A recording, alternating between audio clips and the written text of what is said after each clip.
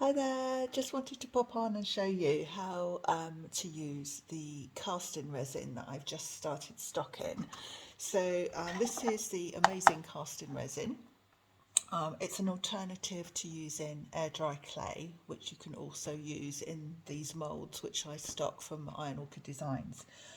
Air dry clay takes a while to dry. It's a bit more of a vintagey look. It might crack a little bit as it's drying. You can mould it really well, so that's a great option if that's the look you're going for. But if you want something that's really clean and crisp, then casting resin is the tool to use, and also it dries within 10 minutes, so you'll get a really hard and crisp finish, and you can see how much detail it picks up. You will get this detail in still with air dry clay, but this, as I say, is if you have no patience and you just want to crack on and get the job done, then casting resin is the tool for you. Right, so it's pretty straightforward. All of the instructions are on the box anyway, but it comes in two parts. So there's an A and a B side. You need to use them 1 to 1, so in equal measure. You get the little measuring cups too, they've got the measures on the side. You get a couple of mixing sticks, and that's it. That's all you need to do. You obviously need a mould. Iron Orchid Designs do lots of different moulds, and they are really highly detailed, so they're fantastic for all your sort of crafting projects, and these can be attached to furniture and all sorts. So let me just show you how easy it is. I've actually got some silicone jugs with just a lip on it, which helps the situation as well. But you can get those in craft shops and the like. So let's take bottle A. As I say, you need to get them 1 to 1.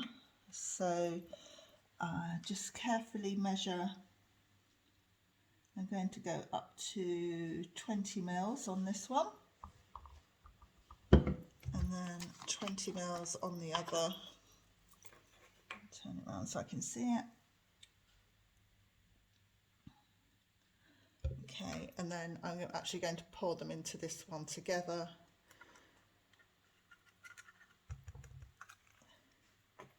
Mix them with the stick, and you'll see that to start off with it'll be quite cloudy, and you need to keep mixing until the concoction goes clear. Okay, so that's now gone clear. It doesn't take very long. Now this will start setting within 3 to 5 minutes, so you do need to crack on with it and just pour it into your mould,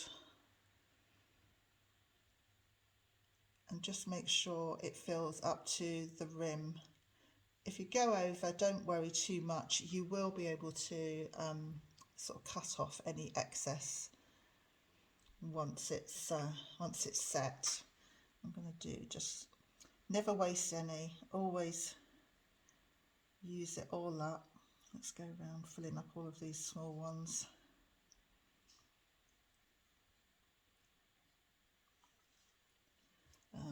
Let's see, I might do a bird while I'm here as well. I think I've probably got enough to do. Let's do him. There we go, perfect.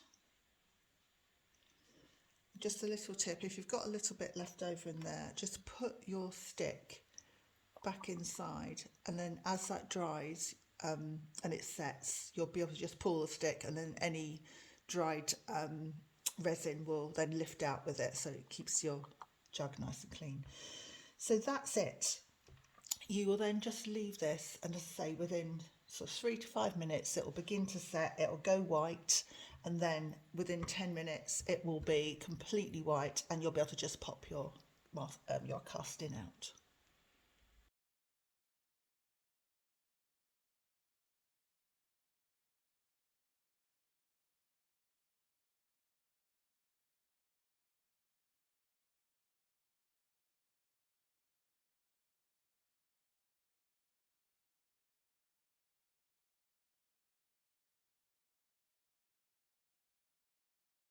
So if you pop them out sort of quite quickly within the sort of 5 to 10 minutes, once they've gone completely white, you will find that they're still quite pliable.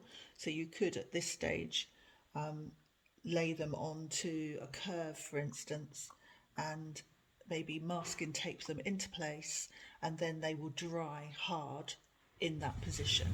So that's totally up to you whether you do that.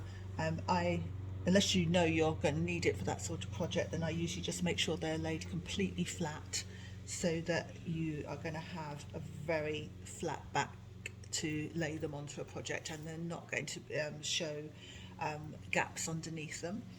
So this is, there will also, you'll notice that when they're newly done, they're still quite warm. It does generate a bit of heat, so just be aware of that when you're first popping them out. So you just break the edge there, and you will find that they will pop out quite easily. And look at all the detail that is in there. They're absolutely fantastic. So how simple was that? Honestly, cast and resin is just so straightforward to use. Why don't you give it a go? You can do this. If I can do it, literally, little secret, I only started using it last week. I've always used air dry clay in all the mouldings that I've done before, but this is a bit of a revelation, and it's so quick and simple. So I'm definitely going to be my new fave go-to. So if you've got any questions, then pop them in the comments below. Happy to try and help. I also have my Facebook group, Doodle Dash Creatives, which you're very welcome to join. Share your before and after projects, not just for castings, it's anything to do with upcycling. I approve all the posts in there, so I will always try and help you, but everyone else in there is very helpful too, so do make use of that group. These can now be painted, so I'm going to do a bit of that, and I'll share the after photos in the group too, and also on my Facebook page. The products are available in the shop and also on the website doodle-co.uk, so you'll be able to find the casting resin, air dry clay, and all of the different IOD moulds on the website too. So everything's there, and of course French chic, so which I'll be using to paint up these mouldings once I've got the time to actually sit down and do that. So yeah, there you go. If you've got any questions, please don't be afraid to ask. Happy to help. But yeah, if you've, like me, I actually had some of this in my cupboard for a year and have not used it, and now I'm going to be doing them all the time. So anyway, crack on is all I'm saying. Don't be scared. There's nothing to be scared of. It really is quite straightforward. There you go. That's it. Simple as. So hope to see you again soon. I've also got a YouTube channel if you want to follow that, Doodle Dash. Like, honestly, social media coming out of my eyes. Right. Take care, guys. If you've got any questions, do shout.